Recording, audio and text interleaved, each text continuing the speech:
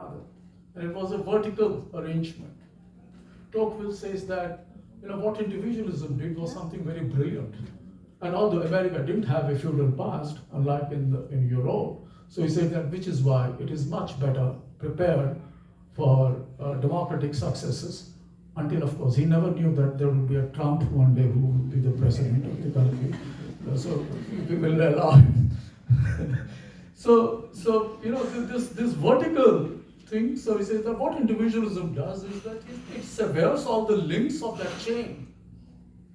So there is no longer a vertical relationship. They all fall on the floor, related to each other only in a horizontal plane, equal to each other, but spread on the floor, and they are all equal to each other. That's the horizontal relationship.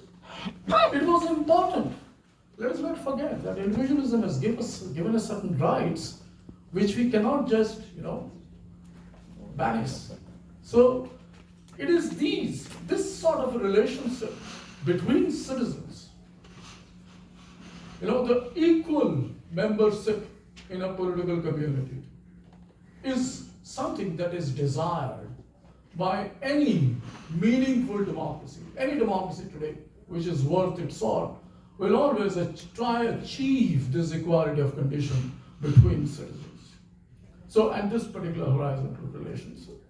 So, keeping this in the background, if we look at what kinds of, transmutations have taken place, let me just fast forward this whole thing to 20th century.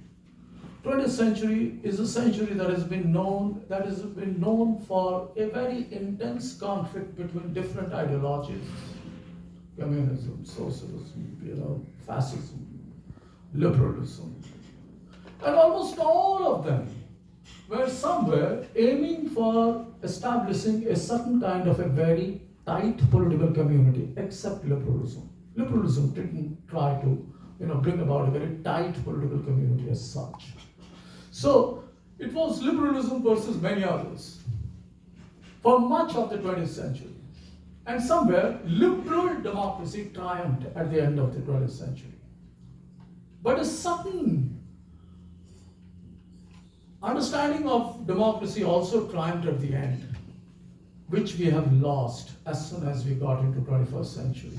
Democracy is not just understood as a system that only privileges a certain kind of a participation. What is intrinsic to the understanding of democracy are two values.